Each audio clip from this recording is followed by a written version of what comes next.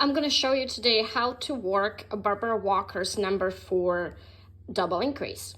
So a little bit of a background. This increase can be found in this book, which is, I believe, no longer in print. You can still get secondhand copy off Amazon or eBay, which is, I think, where I got it. And on page 21, there's a description of this increase. And this is worked, so it's page 21, double increase number 4. It's actually a lot easier than it would appear. So I thought I would demonstrate it to you and see if you can incorporate it in your raglan, which is how Barbara likes to use it, according to her own note. So yeah, let's get started. So this is what it looks like. I've worked a bunch of these increases, and it's a double increase. So you work it on the right side of fabric, so every other row or every other round. And it looks really clean, and I don't think I've ever seen an increase that doesn't have like a cleaner look, and there's no holes that I can think of. Obviously, it'll depend on the yarn you're using. Some yarns tend to produce holes more than others. This one's just a merino yarn, so it's pretty typical, and I think it looks really good. So one thing to note is it's very important where you place your marker.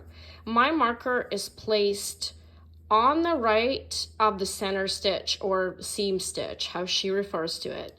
So it'll always be there. So if you misplace your marker and put it somewhere else, you're quickly going to see that your increase is going to skew to the left, sorry, to the right or to the left. Anyway, let's get started. So you are going to knit to the marker, and there's 3 steps. So you're going to knit to the marker, your center marker, and you're going to remove the marker, and you are going to work with the stitch that's below the stitch that you're about to knit.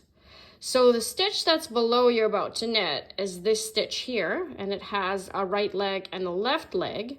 And the first step is to knit into its right leg, but there's a simple way how she's showing to do it for this one. You're just going to turn your work like this towards yourself, and from the wrong side of fabric, you're going to go into this purl bump that's in the back of the stitch, and you're just going to knit into it, just like that. There you go. And you're just going to knit into it. So that's your number 1 stitch. Then what happens is you need to place your marker back. And that way you'll maintain this center seam stitch. And you're going to knit into the back of the stitch, of the next stitch on your needle. So now I've got 2 stitches.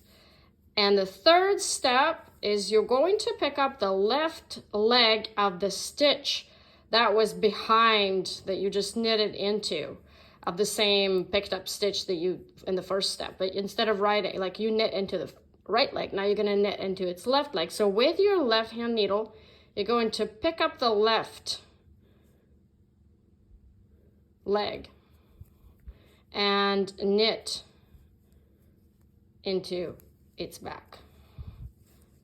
And that's it. That's your double increase. Number 4, page 21 in Barbara Walker's Knitting from the Top. Thanks for joining me today, and hope you liked it and found it useful. Bye.